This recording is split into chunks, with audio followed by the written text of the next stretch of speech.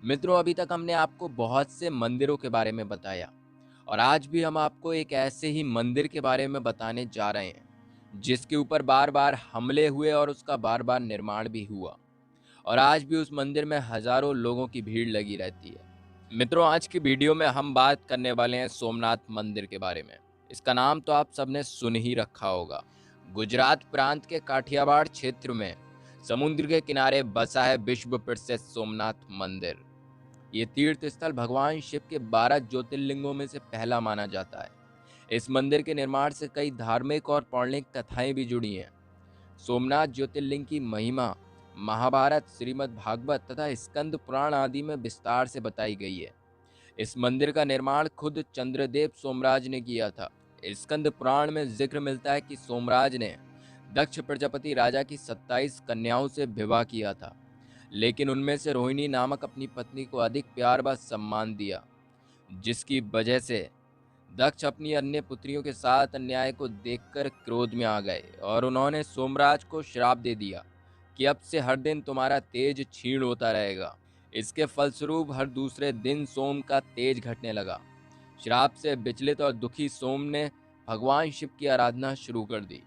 अंततः शिव जी प्रसन्न हुए और सोम के श्राप का निवारण भी किया।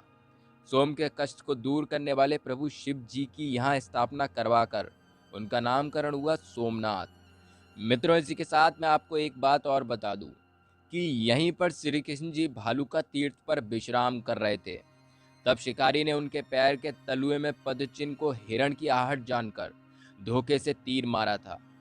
तब श्री कृष्ण जी ने देह त्याग कर यहीं से बैकुंठ के लिए गमन किया था। इस स्थान पर बड़ा ही सुंदर कृष्ण जी का मंदिर बना हुआ है। चलिए अब चलते हैं मंदिर के इतिहास की तरफ, जिसमें हम आपको बताएंगे कि सोमनाथ मंदिर पर कब और किस किसने हमले किए, जिसे सुनकर आप चकित हो जाएंगे। 725 ईस्वी में सिंध के सूबेदार अल जुनैद ने हमला किया था और इसे तुड़वाकर यहाँ से अनगिनत खजाना लूट कर ले गया था।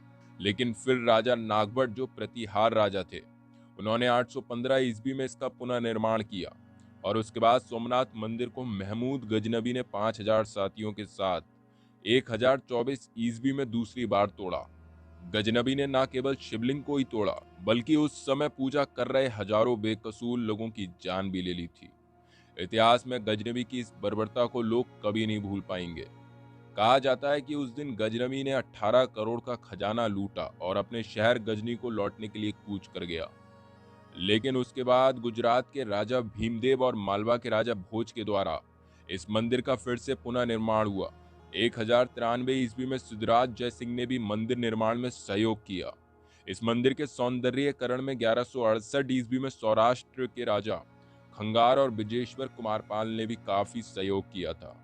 और उसके बाद जब दिल्ली में खिलजी वंश का शासन था, उस समय 1297 ईस्वी में अलाउद्दीन खिलजी के सेनापति नुसरत खान ने गुजरात पर हमला कर फिर सोमनाथ मंदिर को तोड़ा और मंदिर की अथाह धन संपत्ति को लूट कर ले गया और एक बार फिर से हिंदू राजाओं ने इसे बनवाया।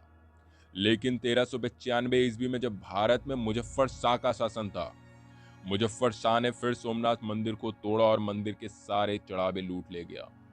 लेकिन फिर भी इन लोगों का ये आक्रमण यहाँ तक नहीं रुका। 1412 ईस्वी में मुजफ्फर शाह का बेटा अहमद शाह ने फिर से सोमनाथ मंदिर को तोड़ा और लूटा। बाद में जब भारत में मुगल वंश का शासन हुआ, तो मुगल वंश के सबसे क्रूर शासक औरंगजेब ने भी 1665 ईस्वी में सोमनाथ मंदिर को फिर से नष्ट भ्रष्ट किया और पूजा अर्चना करते हुए हजारों भक्तों को बेरहमी से मार दिया गया। लेकिन मित्रों, हिंदुओं की आस्था का ये अंत नहीं हुआ था। वे फिर भी उस स्थान की पूजा करते रहे। औरंगजेब ने 1706 ईस्वी में दोबारा सोमनाथ मंदिर को तोड़ा और हजारों लोगों का कत्लेआम भी किया।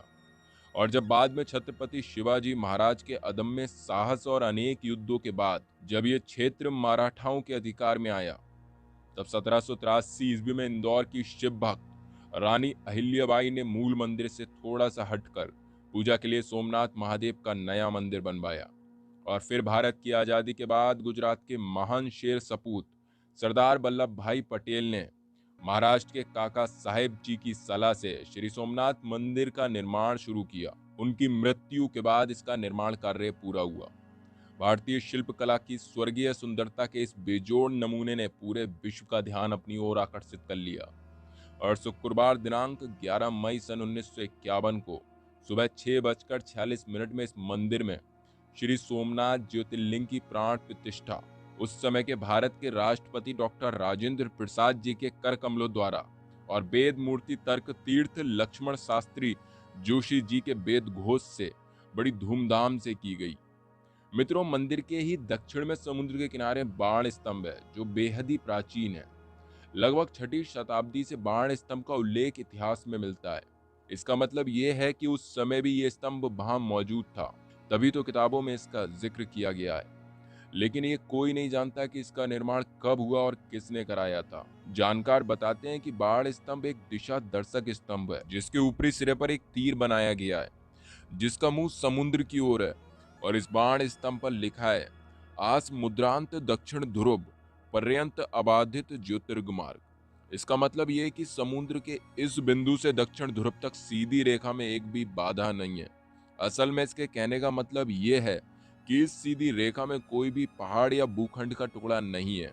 अब सबसे बड़ा सवाल ये है कि क्या उस काल में भी लोगों को ये जानकारी थी कि दक्षिणी ध्रुव कहाँ है? कैसे उन लोगों ने इस बात का पता लगाया होगा कि बाण स्तंभ के सीध में कोई बाधा नहीं है? ये अब तक एक रहस्य ही बना हुआ है। आज के समय में तो ये विमान, ड्रोन या सैटेलाइट के जरिए पता किया जा सकता है।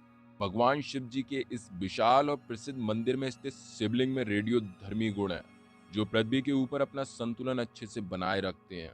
कहते हैं कि सोमनाथ मंदिर में शिवलिंग चुंबक के कारण हवा में ही स्थित था। ये दृश्य कितना ही कौतूहल जगाता होगा। महमूद गजनवी ने जब इस दृश्य को देखा तो हक्का बक्का रह गया था। इस मंदिर के पास ही एक सोम कुंड भी स्थित है जिसमें स्नान करने से श्रद्धालुओं को अपने सभी पाप कर्मों से मुक्ति मिलती है। लेकिन उन्हीं पापों से मुक्ति मिलती है जो हम और आप से अनजाने में होते हैं, ना कि जानबूझकर किए गए पापों से। साथ ही साथ असाध्य रोगों से मुक्ति पाने के लिए भी इस कुंड में स्नान का बहुत महत्व है। मित्रों, ऐसा कहा जाता है कि आगरा में रखे देव द्वार सोमनाथ मंदिर के ही हैं जिसे महमूद गजनवी उठाकर ले गया था। इस मंदिर में रोज शाम को 7 बजे से 8 बजे तक 1 घंटे का लाइव शो होता है। इस शो में हिंदुओं के इतिहास को दिखाया जाता है।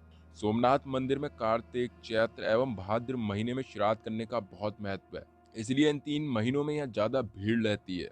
यहाँ गोमती नदी है जिसके बारे में ऐसा कहा जाता है कि इस नदी का जल सूर्योदय होने पर बढ़ता है और सूर्यास्त होने पर घटता है। मित्रों, यहाँ सुरक्षा की दृष्टि से मुस्लिमों को इस मंदिर के दर्शन के लिए विशेष अनुमति लेनी पड़ती है।